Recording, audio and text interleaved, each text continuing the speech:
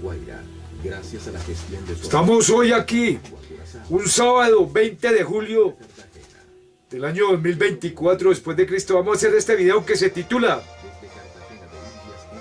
La historia de Venezuela. Vamos a ver la historia de este país sudamericano, Venezuela. Vamos a ir desde el diluvio universal, allá con Noé, Sem, Can y Jafet, los tres hijos del patriarca Noé bíblico después del diluvio. Sem, de donde descienden los hebreos, y Jesucristo, hijo bendecido de Noé. Can, el hijo maldecido de Noé, de donde viene la torre de Babel. Viene Nimrod, Cuse, que es el padre de Nimrod, y Nimrod que construyó la torre de Babel aquí en la tierra. Viene Jafet, de donde descienden los orientales, de donde descienden japoneses, chinos, coreanos.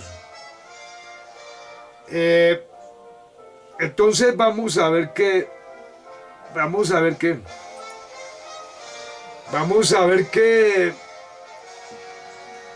este es el origen de esta civilización, Babel. Vemos que vamos a seguir a Can, como siempre he dicho, Can, que es el creador de esta civilización. Ellos fueron los que diseñaron esta civilización del bien y del mal allá después de la torre de Babel y de Nimrod, el personaje bíblico y histórico de la humanidad que construyó la torre de Babel. Y de allá descienden los primeros imperios en la tierra, como fueron los sumerios, la torre de Babel, los sumerios, los asirios, los hititas, los caldeos, descienden los acadios, los persas, los egipcios. Todos estos pueblos antiguos de la humanidad descienden de allá, de la torre de Babel bíblica. Entonces es así como vamos a ver que estos pueblos fueron los origen de los imperios antiguos allá con los sumerios, etc. Bueno, entonces allá en Venezuela, que es Sudamérica, aquí como Colombia, como todos estos países sudamericanos, Venezuela tenía la historia secular lo clasifica como un periodo neoindio, donde ya existía la agricultura. Y los indígenas, los indios que poblaban aquí a Venezuela, aquí en Sudamérica, eran culturalmente identificados con los chipchas, con los famosos chipchas de la región andina aquí de Colombia y de Venezuela. Y tenía también fuera de los chipchas había un grupo de indios llamados los caribes, los arawaks, los guayú, en la cuenca del río Orinoco. Y estos indios practicaban la idolatría. Y esta idolatría que practicaban los indios aquí de Venezuela, de Colombia, eso demuestra su origen, o revelan su origen babélico de Babilonia, porque ellos no adoraban al Dios verdadero, ellos adoraban a las piedras, al sol, a la luna, etc., a la creación y no al creador. Entonces, viene la conquista y el periodo colonial aquí en Venezuela. Esta ha sido una breve repaso rápido de los primitivos habitantes de Venezuela. Ahora vamos a pasar a ver la conquista y el periodo colonial en Venezuela. Vemos que el tercer viaje de Cristóbal Colón, en ese tercer viaje de Cristóbal Colón, observa a Venezuela el 1 de agosto de 1498, cuando llegó a la desembocadura del río Orinoco. Colón observó el Orinoco y bordeándolo hasta la isla Margarita de 1499. Posteriormente Alonso de Ojeda llegó hasta el Cabo de la Vela en la península de La Guajira, después de pasar por el Golfo de Paria, la península de Paraguaná, llegó al Golfo de Venezuela. El Imperio Español, vino la colonización de este imperio español y se estableció aquí la gobernación de Venezuela en 1527, Trinidad 1532 y la gobernación de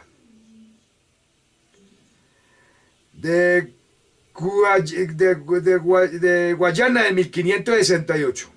De Guyana en 1568. En 1528, el rey Carlos I de España hace un arrendamiento a la familia Welser de Alemania y a la familia Fugger de las gobernaciones antes dichas a estos alemanes en América. Estas gobernaciones que ya dije, como la gobernación de Venezuela, fueron arrendadas a las familias alemanas Welser y Fugger en el año de 1560. El orden colonial terminó a finales del siglo XVI con el Cabildo y la Iglesia Católica. Vienen después unos ataques de Henry Morgan, los pirata Morgan, a Maracaibo en el año de 1669. Pirata Morgan en 1669 ataca las costas venezolanas.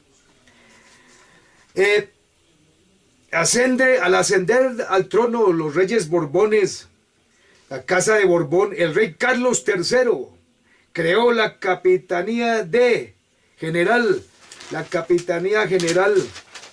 de Venezuela en el año de 1777. Pérdidas territoriales del Esequibo en 1615, invadida por neerlandeses. Toma de Aruba, Curazao y Bonaire. Guerra de los 80 años en 1634, 1636. Gran Bretaña toma estas islas, Curazao, Aruba y Bonaire, la invasión, la guerra con Gran Bretaña. En Gran Bretaña también toma las islas de Trinidad y Tobago. Después del Tratado de Amiens de 1802, hacia el final de las guerras revolucionarias francesas. Entonces vamos hasta aquí, vemos el famoso periodo colonial y de conquista de Venezuela, y vamos a entrar a la independencia y la Gran Colombia en esta historia rápida de Venezuela. Y vamos a ver que a finales del siglo XVIII, factores como el enciclopedismo, la ilustración, la independencia de Estados Unidos, la Revolución Francesa, y una antipatía al centralismo económico y por la invasión napoleónica a España, estas situaciones inspiró a los conatos de independencia en Venezuela. Estuvo la rebelión de 1795 del Sambo José Leonardo Chirino en la población de Coro. Entonces vemos que estamos en este periodo de la historia humana que llama el feudalismo en esta época y comienzos del capitalismo después de la Revolución Francesa. Y vemos que como siempre he dicho, hay tres periodos característicos en la humanidad. El esclavismo, que es desde la Torre de Babel hasta la caída del Imperio Romano en el año 476. Y el feudalismo, que comienza en el año 476 y termina la Revolución Francesa y la independencia de Estados Unidos termina el antiguo régimen, o sea, el feudalismo, y empieza a desarrollarse el capitalismo aquí en Sudamérica. Entonces vemos que estamos terminando el feudalismo en estas épocas y comenzando el capitalismo, el modo de producción capitalista de esta humanidad. Entonces aquí vemos que la rebelión, repito, la rebelión de 1795 del Sambo José María Chirino en la población de Coro. El general Francisco de Miranda en 1806 intentó invadir 2 veces Venezuela por la vela de Coro, con una expedición armada proveniente de Haití, apoyado por los británicos. No tuvo apoyo popular. El 19 de abril de 1810, inicio de la Revolución Venezolana, Primera República, se estableció el 2 de julio de 1811. Gobernó 1811. Viene la Declaración de Independencia. Estamos hoy, un día 2 de marzo del año 2020, 25 después de Cristo. Este video se titula Apóstol Pedro nunca estuvo en Roma. Entonces vamos a ver por qué el apóstol Pedro nunca estuvo en la ciudad de Roma.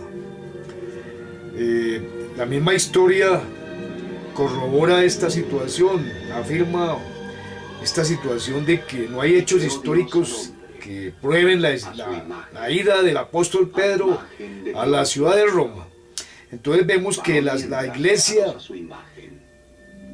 cristiana, a que hace referencia a la escritura San Mateo 16, 18, San Mateo 16, 18, esa escritura hace referencia a la iglesia cristiana, pero la roca sobre la cual está edificada la iglesia cristiana es revelación directa de Dios, del Espíritu Santo, no de carne y sangre, no de ningún hombre.